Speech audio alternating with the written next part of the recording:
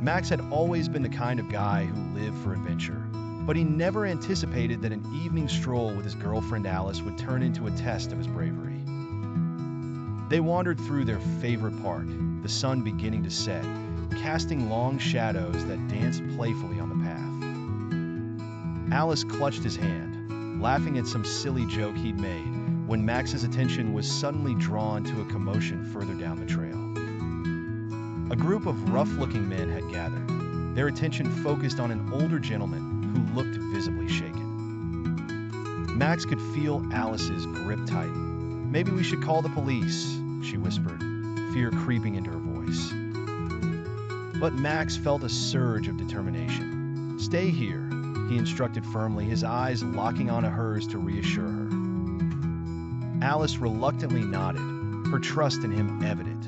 As he approached the scene, Max's heart pounded, but his resolve remained firm. He wasn't a fighter, but something inside him compelled him to act. "Hey, what's going on here?" he demanded, his voice surprisingly steady. The men turned to face him, their eyes narrowing at the interruption. "Mind your own business, pretty boy," the apparent leader sneered. But Max stood his ground. "It is my business. Let him go."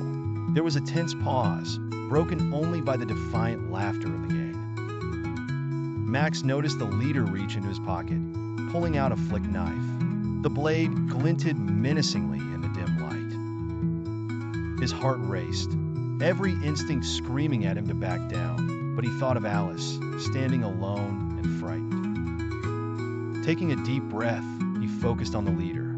"Leave him alone, or you'll regret it," Max warned, trying to muster all the authority he could. The leader smirked and took a step forward, but before he could do anything, the sound of police sirens pierced the air.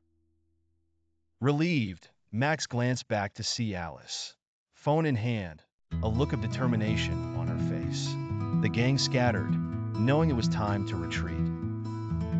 The older gentleman, now freed, hurriedly thanked Max, his gratitude clear. Max turned back to Alice, who ran to him, wrapping him in a tight embrace.